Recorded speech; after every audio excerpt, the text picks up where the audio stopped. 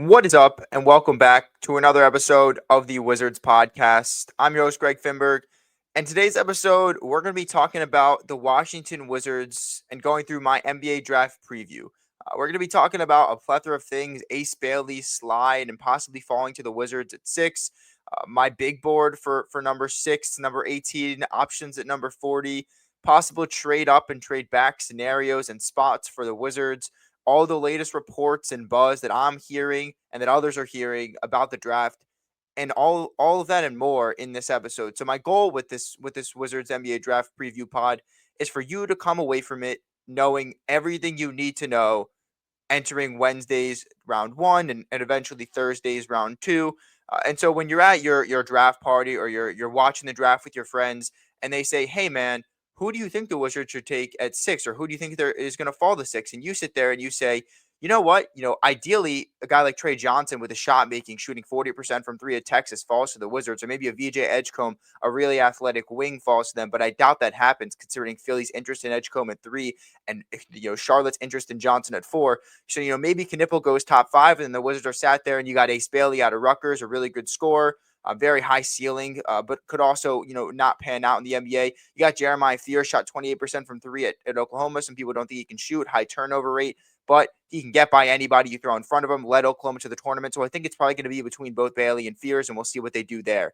And then your friend sat there and says, "Oh my God, like, how do you know all that stuff? You're a genius."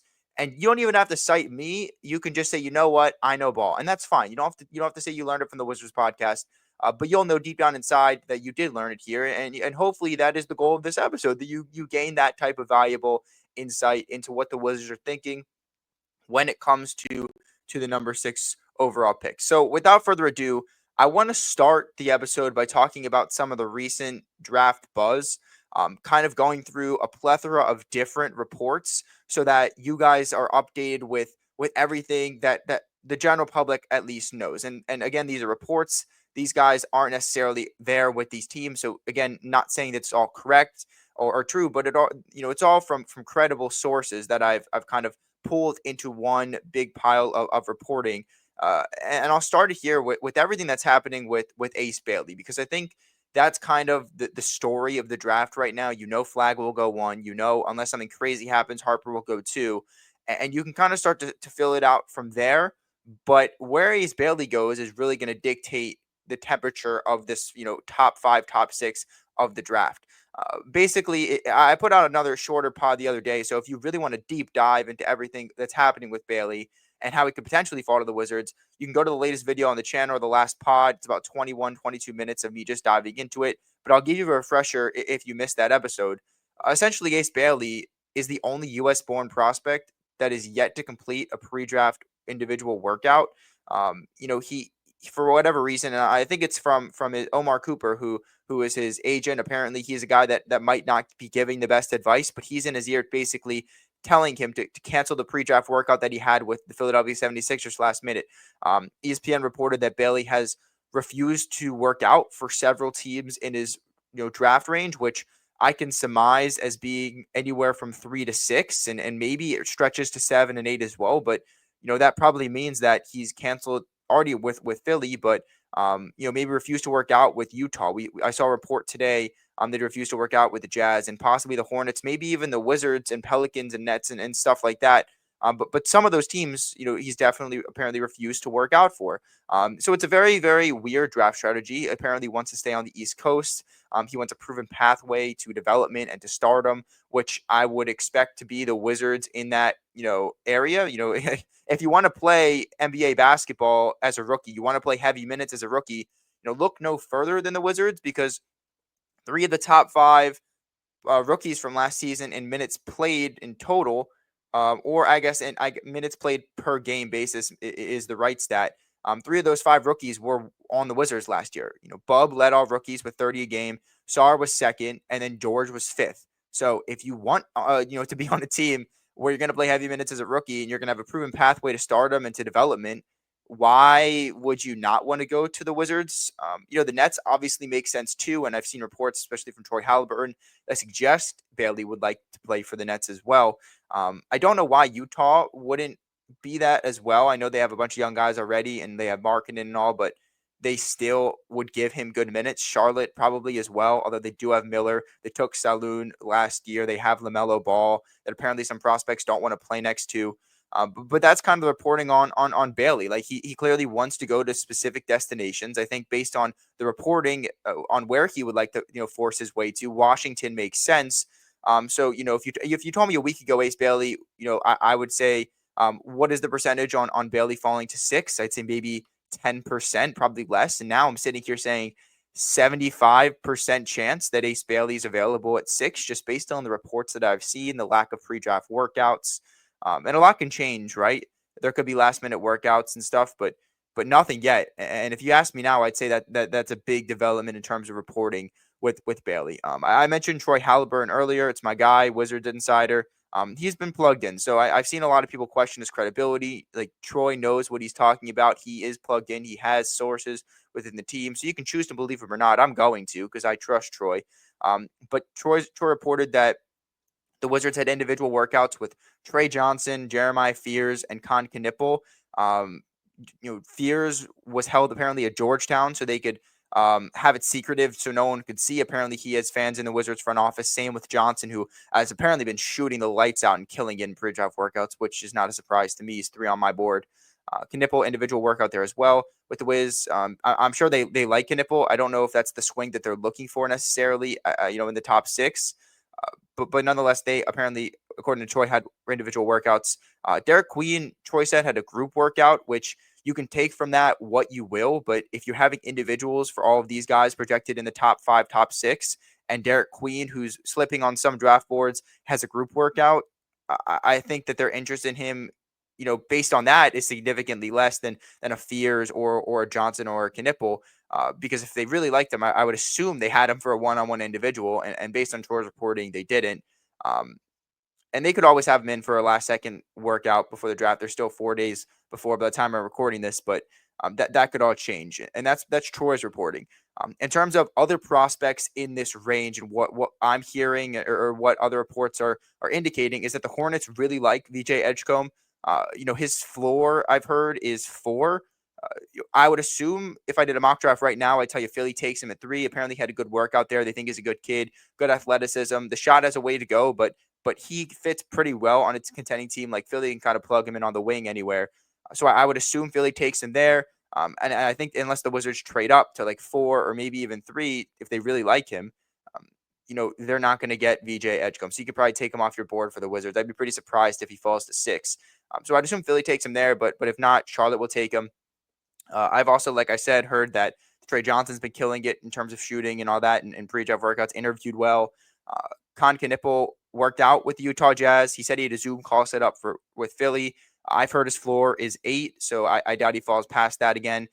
While the Wizards might like him and he's a really talented prospect, they might be aiming for a higher ceiling in that range than Knipple. And I certainly think a guy like Bailey and Fears have higher ceilings than Knipple. In terms of other reports, Jake Fisher reported this was about a week ago that the teams believe the Wiz were looking to maybe leapfrog the Jazz into the top 5. Again, that would make sense if they have a guy that they've circled and they really like him. Will Dawkins has shown he's not afraid to trade up for anybody. He did it with Blau. He did it with Bub Carrington. He did it with Keyshawn George. So like, he's willing to pay the price if he really can get value back and also likes the prospect that he's getting. And so I could definitely see a trade up, and we'll talk more about that later in the show. The sideline also reported that Malawak worked out for the Jazz. He visited the Wizards. I don't know if he worked out for the Wizards, but I read a report that he visited the Wizards. I also want to talk about my guy Grant Afseth. He and I'm sure if you follow NBA Central on Twitter, you saw the aggregated post, but it was basically an excerpt from Grant's article saying that the Wizards have contacted the Spurs in regards to the number 2 pick, which would be to draft Dylan Harper, and that there were some surprising names thrown out there. I mean, I could assume that's probably Bilal Coulibaly with the French connection, and the friendship with Wemby. Maybe it's even like Bub Carrington or Keyshawn George. Like, no matter what it is, I think it's too steep of a price, and I really like Harper as a prospect, but I just don't think he's that much better than a guy that you might be able to get at 6. Like, especially if Bailey falls to you at 6. I think Harper's a much better prospect, but not someone that I'd be willing to trade below Koulibaly up to get, and some people will be like, you got to get your star. You have a bunch of like good players, but you need a great one. You're not going to go anywhere with these good players. I disagree. They're only a year in, most of them 2 years in. Like, let them develop. I'm not trading one of the last two draft years of picks to go up and get Harper. I'm not doing that. But Grant did reach out to me and was basically like, they aggregated it and they forgot to include the notable part in that all of those offers were shut down. They were basically saying, you know what, thanks for your offer, but we're not going to do it. And so I think that's important. The Wizards are doing their due diligence. I'm sure they're looking at moves to be aggressive. But in terms of the traction to number 2, I think that that's not going to happen. So I wouldn't get your hopes up on that. And that's kind of the reports and all of the draft buzz that I've compiled about some of the top prospects as of now. And I'm recording this a bit early. I'm recording this on Saturday night. So, a lot could come out after. And if it does, maybe I'll add in some stuff later. But nonetheless, like that's kind of the buzz that's been circling around. You can take from it what you will. You can call it a smoke screen if you want, but that's what I've compiled. Um, Now moving forward, I want to get into my big board at number 6, because like I could go through my entire big board, but this is the Wizards podcast. This is a Wizards pre-draft preview. I want to talk everything Wizards, and so you have number 6, and yes, they could trade up, they could trade back, and I'll get into some of that later. But I'm going to talk about this big board at number 6 as if they're going to stay put, as if the top 5 picks stay put. And so where I'm looking at now is basically this is where I'm at minus Flag and Harper, because I know for sure that they're going to go. So if you ask me at 6, taking those guys out, who in an ideal world I would prefer falls to Washington. It's Trey Johnson. The 40+% from 3 at Texas in an SEC that was a really tough conference, leading them to the tournament. Just basically carrying that offense on his back. A really good shooter, one of the best, if not the best, in the draft. Somebody that I think you could plug and play pretty quickly. Somebody that has apparently had really good pre-draft workouts. So in an ideal world, that's the guy that falls. I give it maybe like a 5% chance that he's there at 6. So I doubt that happens. Same goes for Edgecombe. Like I have him right after Johnson on that board. Really athletic wing that I think could be a good defender in the NBA. If the shot starts to fall, he could be a good wing as well to put anywhere. I feel like he's a guy that can kind of fit anywhere. And so, I just buy his upside and his potential there and kind of put him in there behind Trey Johnson. But I doubt that they are there, right? Like if you had to have me guess, I would assume that Edgecombe goes 3 to Philadelphia. I would assume that Trey Johnson goes 4 to Charlotte. And if not there, then he certainly goes 5 to Utah. If Knipple goes 4. So like I don't foresee any pathway to either of those guys falling. Like I mentioned with Edgecombe earlier, I think if Philly doesn't take him at 3, Houston, the Hornets turn that draft card in so quickly to take him at 4, from all I've heard. So those guys would be ideal, but I really don't think there's a good chance that they fall. And so now you're sitting at 5/6 if you're the Wizards. Um, and I think this is a good spot for them, right? Because let's say that Ace Bailey doesn't get drafted at number 3. Let's say he doesn't get drafted by the Hornets at number 4. The Wizards are sat there at 6, and you have 100% chance of either drafting Ace Bailey or Jeremiah Fears. I've heard the Wizards are very high on Fears, and I understand the Wizards have Jordan Poole, and Fears is probably a similar player to Poole. Like, why would you draft Fears? If you haven't listened to any of these pods, sure, but if you have, you understand that my take on this is you draft the best player available. Like this team has so many needs that you're not just going to draft plug and play guys like you're the Sixers and you can contend next year. You need talent. And I think Fears is talented enough. And everyone's saying he turns the ball over too much. He can't shoot the ball. He's too small. Like that's said by a lot of people about a lot of smaller guards that come into the league. But I really like his reads in the pick and roll. Again, he's only 18 years old. Like, again, he should be a freshman in college next year, and he's going to be starting NBA games. So there is a long ways to go, obviously, as a point guard. But I'm still going to be very happy if the Wizards land a guy like Fears. But I think that realistically, And from what I've been hearing from talking to a lot of people that have been plugged into the situation, is that the Wizards are realistically between four guys at six. It's Johnson, Edgecombe, Bailey, Fears, and they're gonna have a chance to draft one of those four, which is why I wouldn't move back. I wouldn't move up. I think that the Wizards need to take talent, and even if Brooklyn sat there and says, "Hey, here's 19 uh, and 8, and I want to move up and get Bailey," again, that doesn't do enough for me. Like I'm taking Ace Bailey pretty quickly if he falls. You just can't pass on that talent. We'll talk. I don't want to get too caught up in trades, but if you had to ask me, that first tier at 6 would be Trey Johnson, VJ Edgecombe, then Ace Bailey, then Jeremiah Fears. And as big of a Fears fan as I am, I just think that you can't pass on talent like Ace Bailey. And I will say, like I tweeted out Ace's highlights from his 39 points on 16 of 29 from the field game against Indiana on the road last year. And if you look at the quotes and replies like I did, it's either number one, Ace Bailey is the worst player I've ever seen. He can't get past these college defenders on Indiana. He's taking only tough shots. And the other people are like, yeah, but he made over 50% of them. Like he was getting tough buckets. Imagine what he can do with a better handle, with NBA, type development, with more separation, and he's going to be a star. And he's probably one of the most polarizing, if not the most polarizing top prospects that I've seen in a while. But I buy it. I obviously understand the concerns, especially the red flags of the pre-draft process, but I don't think that's Bailey. I think that's his agent. So I'm not too concerned with that. I just think that he's just too talented to pass on at 6, as much as I or the Wizards like Fears. Um, and if the Wizards get to that point, I also wouldn't expect them to pass on Bailey. I think if Bailey falls to 6, unless they're completely blown away with Fears or they're blown away with a trade back offer, I think you just got to submit the card and say, you know what, we're banking on the upside. And so that's kind of where I'd be at in that first tier. And realistically for the Wizards, I don't think I need to really go further, I guess, because one of those four players will be there, and I will be happy if they get one of those four players.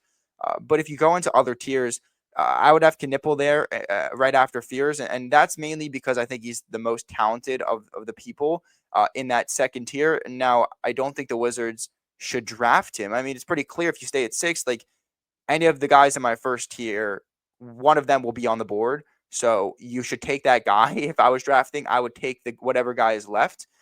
But in that second tier, I think Knippel is the most talented.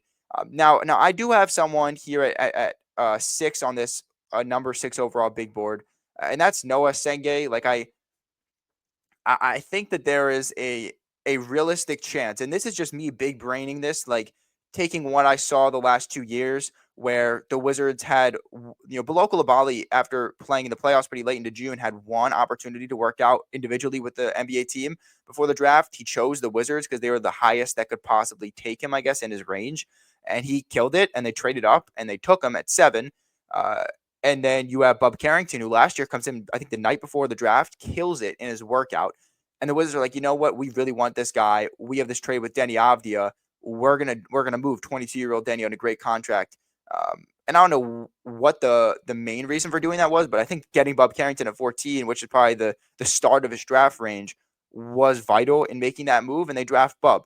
And so I could foresee, a guy like Asenge that's still playing deep into the playoffs, hasn't done any individual workouts. He comes in late and he's like, you know what, the Wizards are maybe the one team that I could convince early on to draft me. He doesn't work out with the Wiz. Maybe he kills it. And I could see maybe the Wizards are like, you know what, Bailey is gone and we could do Fears, but Asenge killed it and we'll take him.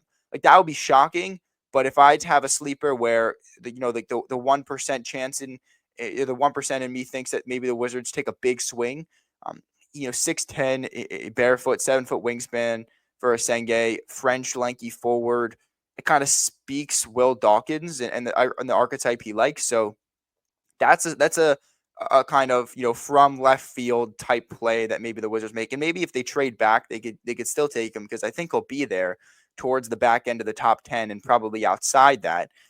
But that is, if you had to ask me if there's a dark horse candidate, I'd probably say him based on the size and the measurements and the intangibles. But I still think it's Fears or Bailey. I think the Wizards, from what I've heard, are down to those four that I mentioned earlier, and it'll likely be Bailey or Fears based on what I've been reading up and hearing. So that's kind of my big board. I got Derek Queen right after Senge. Like I've seen him really falling to the back end of the lottery. I've seen reports that the Wizards could want to trade back into the lottery to take him, moving up a couple spots from 18.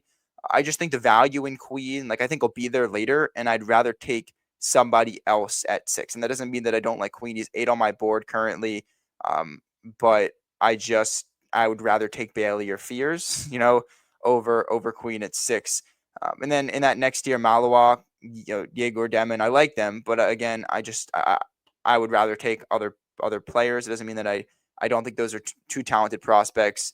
And certainly if they fall, I think the Wizards should be all over drafting one of them. But I just certainly wouldn't do it at 6. Again, like to recap, if you ask me best case scenario, Johnson falls to 6. That's great.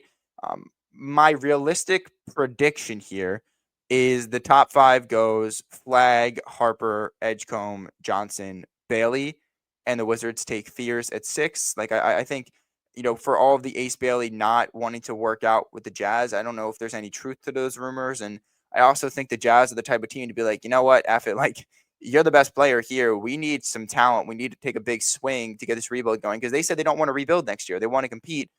Let's take a guy like Ace Bailey here. And I think that's realistic. If you wanted a bold prediction, and this is a really bold prediction, and this is going back into the trade route. But if you had to, sit here and say, like, Greg, give me your Galaxy big brain prediction. Here it is, okay? And you can clown me on this for the comments. This isn't what I think is going to happen, but bold prediction. Top 5 goes Flag, Harper, Edgecombe, Knipple, Johnson. And the Wizards sat there at 6 with a chance to take Ace Bailey. But the Nets come in and they say, you know what? We need Ace Bailey. We really want Ace Bailey. Here's 8 and 19 for Bailey. And then if I'm the Wizards, I'm like, okay, the Pelicans really like him too. You want to give me a better offer and see if there can be a type of bidding war, when it comes to Bailey. And if not, you take 8 and 19 and you trade back to 8.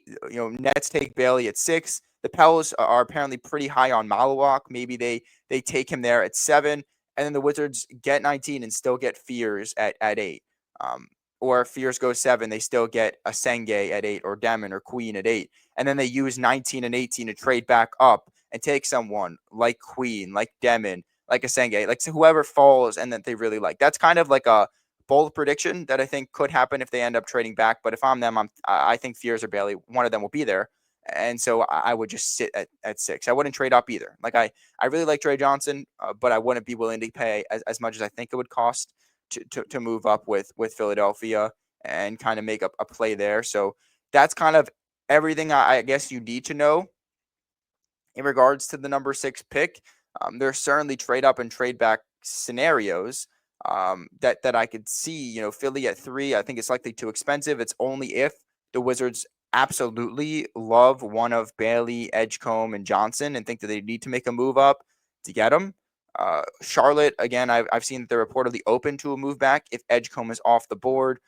But again, I think they need talent. I think they'll take Trey Johnson if he's there.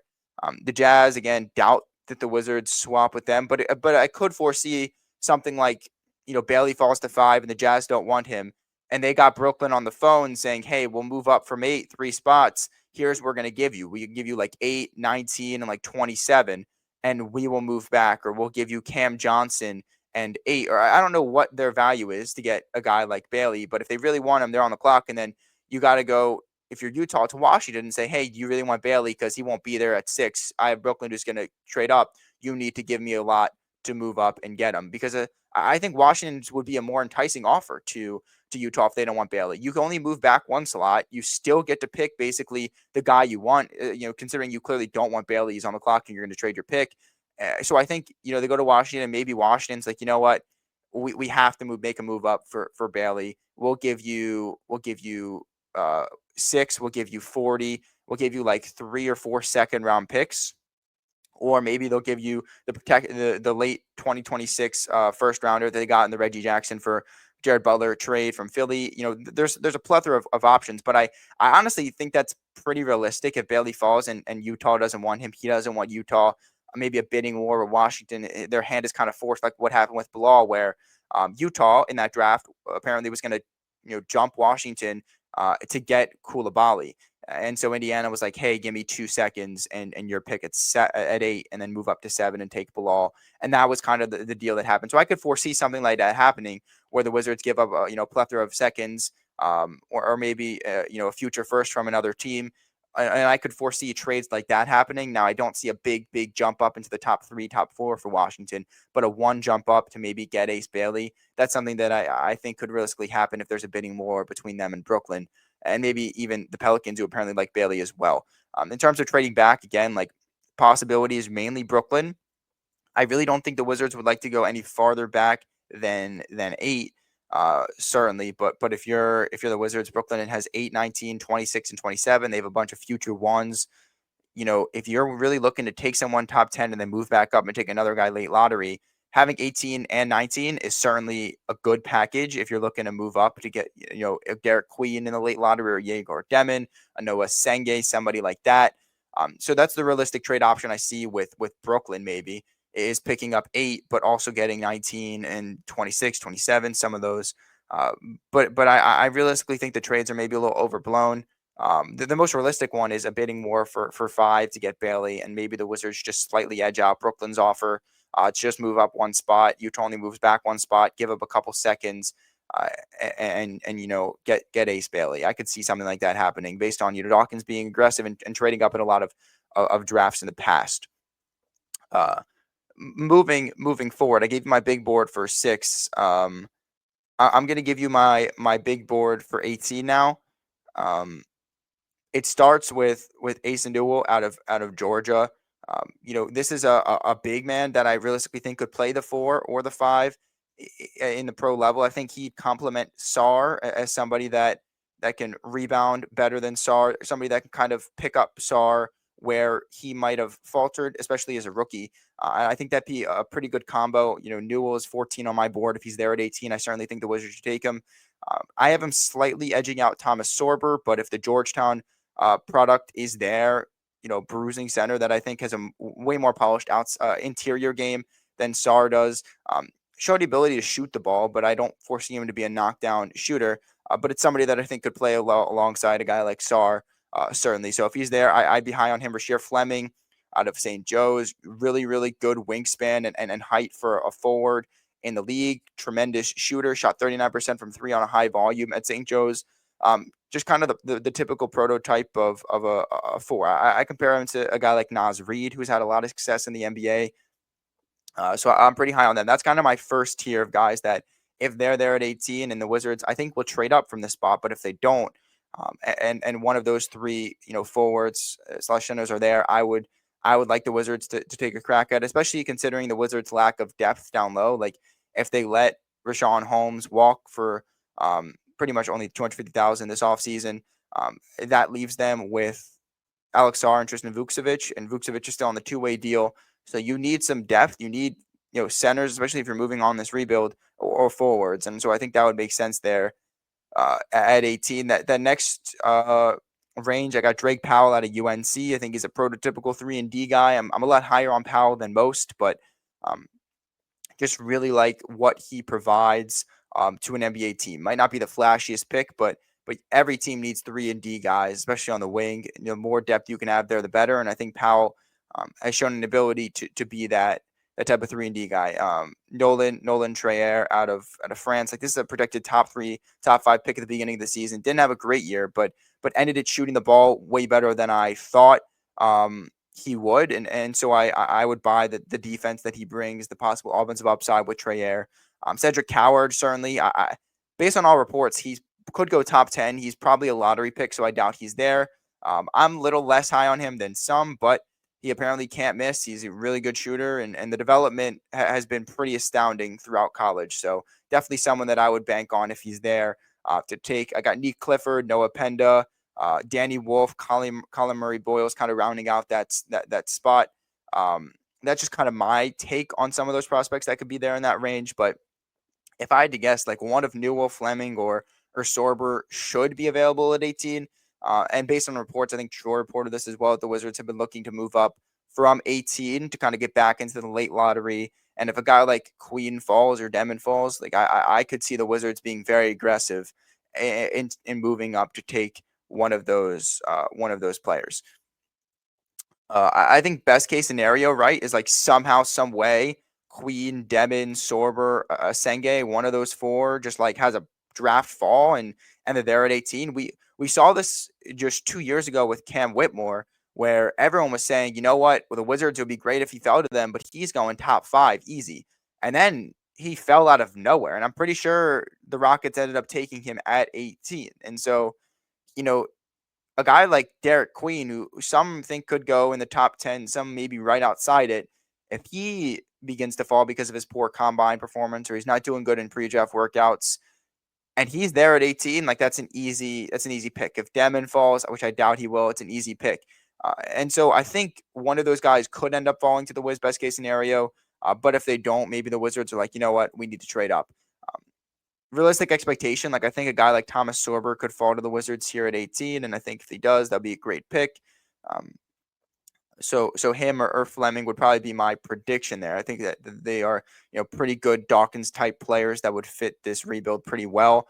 And so that's kind of my big board at 18. Not as in depth as 6 because we just don't hear as much buzz about these guys than we do 6, and that's because the draft is way more structured in the beginning, where you kind of know where guys are likely going to fall, and then it's kind of a free for all outside the top 10 and outside the lottery with trades and movebacks and all that movement. You don't really know who's going to be drafted where, and so not as much depth, obviously about 18, but there's certainly going to be talent there if the Wizards don't move up. My guess would be that they try to, and maybe they do crack back into the lottery to take someone that falls, but certainly wouldn't be mad if they stayed put and had a pretty simple draft at 6 and 18 and just kind of took whatever talent would fall to them, because I think there will be talent there.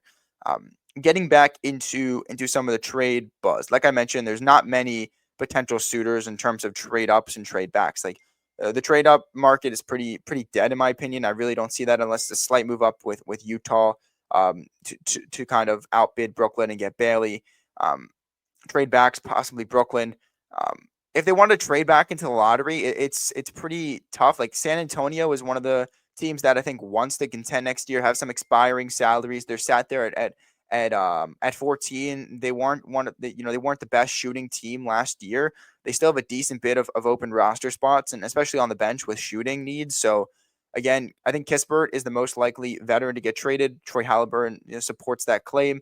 Um, I just realistically think that if there's going to be a move, one that would make sense would be, 18 and Kispert for 14 and like Harrison Barnes at $19 million expiring salary. Kispert's on a decent contract for the next 4 years. Maybe the Spurs want Kispert to be part of their young core. Certainly gives them shooting. And it's not like I'm not being biased here because I know Corey Kispert he's a good shooter. He had a bad year last year, but in the right system, I think he can get back to the 38, 39 plus, 40 plus% from 3. And I'm sure the Spurs, if they make that trade, would be one of the teams that would be willing to buy into that possible upside for Kispert. So like 18 in Kispert for a 4 spot move up. You get 14 in Barnes's $19 million expiring deal. Um, I think the Spurs would do that too if they really did like Kispert. So that's a deal that I think could make sense. And the Wizards get back to 14. They can take someone that falls into the lottery. But in terms of other slots like Atlanta, I don't think would make too much sense in that back end of the lottery. I think they still need talent. And I don't really know what the Wizards could send them to really, entice a trade. I've seen a lot of people saying that Houston pick at 10 because they're another team that's contending. Uh, I think maybe they trade that back to Phoenix. I think they certainly will if that's where KD goes. And I've had to guess, I think that is where KD will go. But again, like I've seen Kispert in 18 for 10. That makes no sense. Like the contracts don't really align with the Wizards uh, and the Rockets for Kispert. So like I would probably take that out of the equation. I think if you're looking at a move up, 18 to 14, giving up Kispert and taking on Barnes' expiring deal, that's the trade that I think makes sense or something along those lines. There's also the possibility the Wizards get into a multi-team trade. Like Kevin Durant trade, I've heard is probably going to be a multi-team, 3-4 team trade to make contracts work. The Wizards certainly have cap space to take on bad contracts. Maybe in order to do that, they get a slight move up and get someone that they like. We'll see what happens. But that's certainly a spot that I think they could be at where they could maybe move back up. In terms of like their trade assets, if you're looking at who could be dealt at the draft, if you're the Wizards, like Poole, Kispert, Smart, Middleton, Bay are kind of your veterans that contending teams might covet, especially at the draft.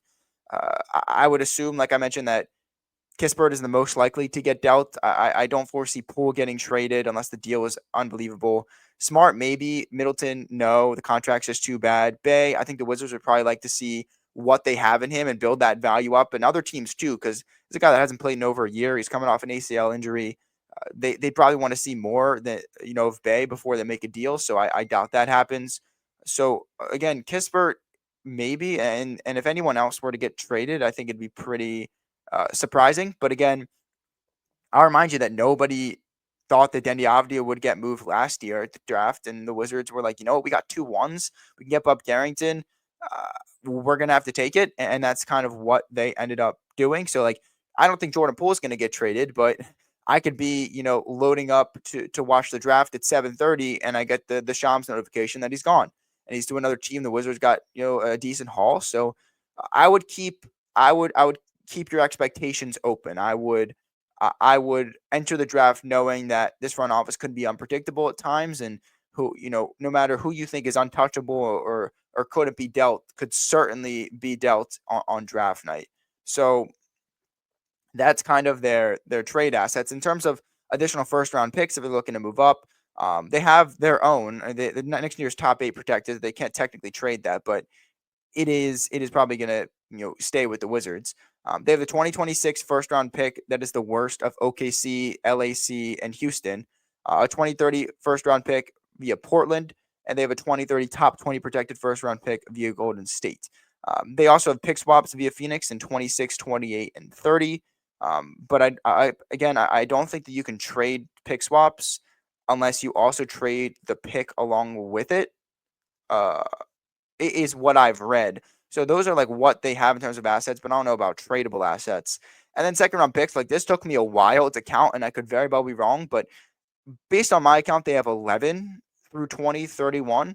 And if not 11, then maybe it's like 12 or it's 10, but it's somewhere in that range. And so I think that they would be very willing to trade some of those second round picks to move up a couple spots and get their guy. So that's just kind of the ammo they have on top of the veterans that they could deal and the contracts they could take back if they're looking to make some draft trades. And it's some enticing assets, and I think the Wizards would be completely comfortable maybe trading one of those excess ones if they could really jump up and get the prospect that they so covet in the top part of the draft.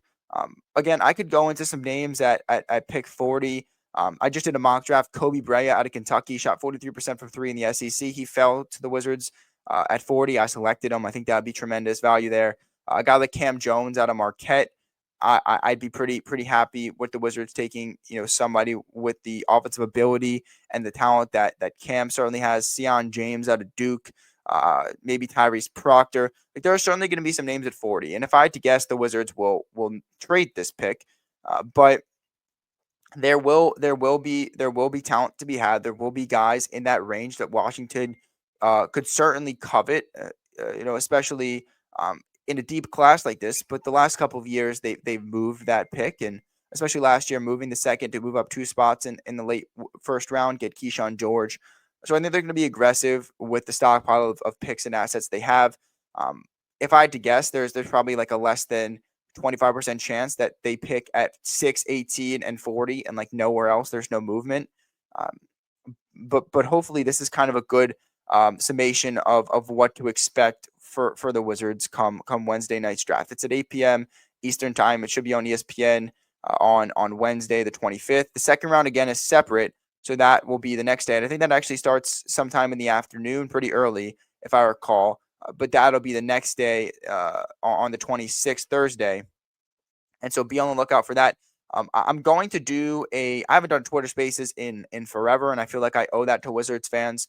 So I'm going to do one the night before the draft. I think probably around like 7 p.m., 7:30 makes the most sense, but most likely 7 on my Twitter. And that's just going to be an open forum for draft discussion. So anybody that wants to come up and share their draft thoughts, who the Wizards should take at 6, 18, 40, trades that they should do, what they think about Bailey, fears, all that. open discussion for as long as I can keep it going, to kind of preview the draft there and talk about the Wiz with Wizards fans and Wizards Twitter people there.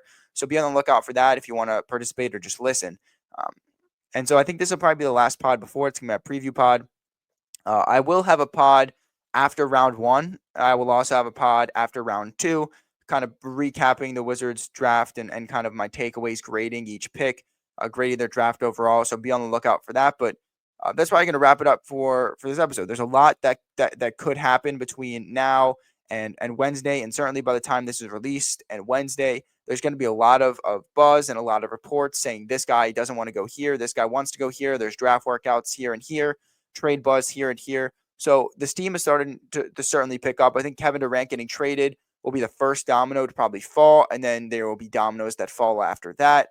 And so I would certainly be on the lookout for that and kind of how that affects the whole draft landscape to begin with.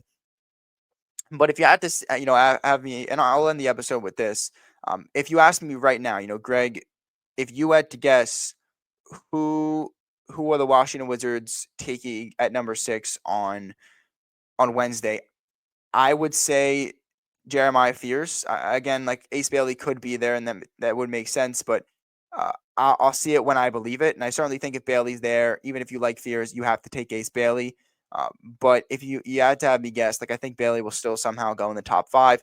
Fears will be there at 6, and the Wizards are going to just kind of take him because from all I've heard, they like him. So Fears would be my prediction there at 6. I don't foresee a trade up or a trade back. I think the Wizards like the talent that they have there. From what I've been hearing, they're down to those 4 guys, and Johnson, Edgecombe, Fears, and Bailey for who they want at number 6. And the math works. Like one of those guys will be there at 6. So if I'm them, I stay put unless I'm blown away by an offer, and I take whoever falls to me at that spot. I think you'd come away from the draft pretty happy considering that you got shafted by the draft lottery and you didn't get a top pick that you probably should have gotten based on how much losing you had. But nonetheless, that's a topic for another discussion. Coming away certainly with Bailey at 6 after that fall would be an unbelievable draft. And if you even get Fears there, great value. But hopefully you come away from this episode knowing everything you need to know about the Wizards and their draft. Again, based on any of the takes that I had or any of the reports I talked about, feel free to let me know in the comments what you think, who you want to draft at 6, who you like at 18, trades that you would probably propose.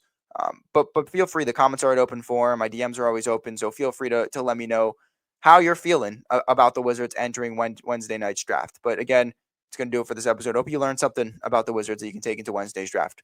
Thanks for listening as always. Go Wiz.